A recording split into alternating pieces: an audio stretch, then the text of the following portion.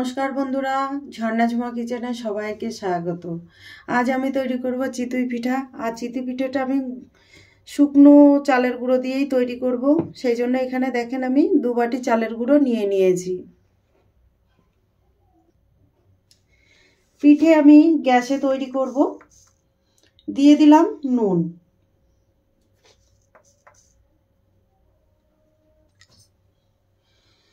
এখানে আমি গরম জল নিয়েছি, আর গরম জল দিয়ে আমি পিঠের ব্যাটারটা তৈরি করব।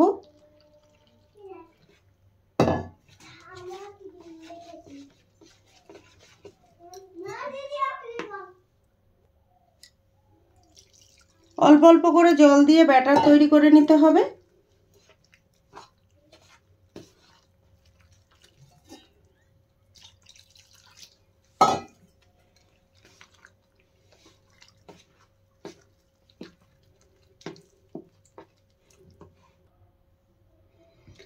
আবারও দেখেন কিছুটা আমি জল দিয়ে দিলাম।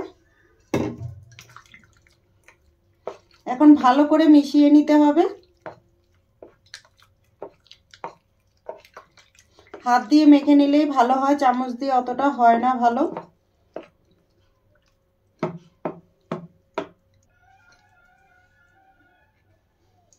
আমি হাত দিয়ে দেখেন ভালো করে মেখে নিচ্ছি।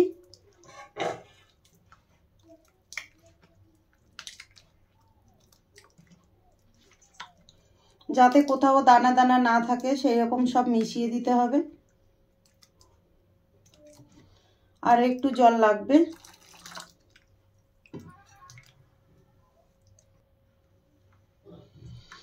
দেখেন ভালোভাবে আমি ব্যাটার তৈরি করে নিয়েছি, আর ঠিক ব্যাটারের কনসিস্টেন্সি এরকম হবে।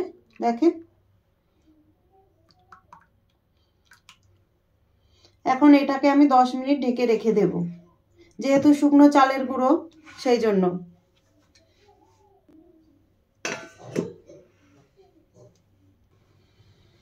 ব্যাটারটা এখন আমি দেখে নেব।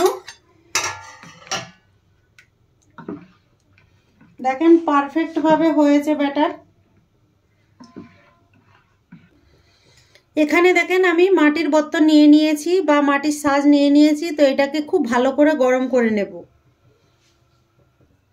ভালোভাবে গরম হয়ে গেছে, আর আমি এই সাজের মধ্যে দেখেন একটু সর্ষের তেল দিয়ে দিলাম। তেলটা এখন পুরো সাজে ছড়িয়ে দেবো এইভাবে।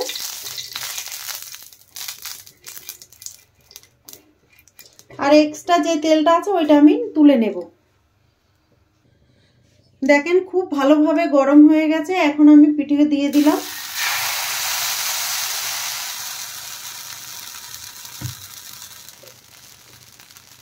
উপর থেকে দেখেন ঢেকে দিলাম।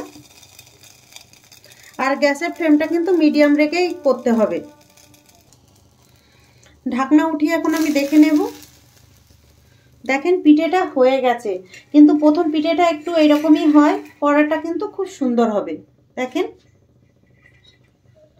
আর কতটা জালিদার হয়েছে দেখে আপনারা বুঝতে পাচ্ছেন।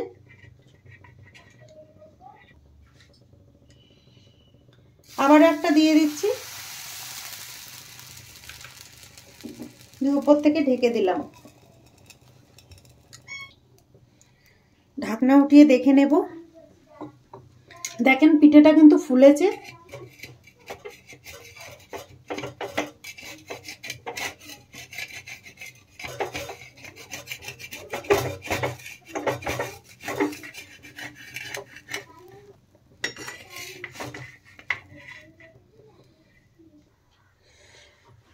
দেখেন আরো একটা পিঠে আমি বানিয়ে নিয়েছি।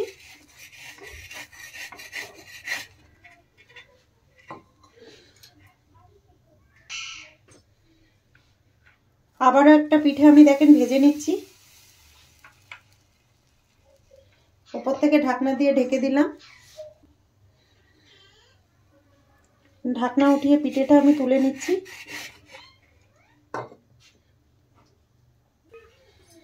এখন আমি দেখেন প্লেটে নিয়ে নিলাম।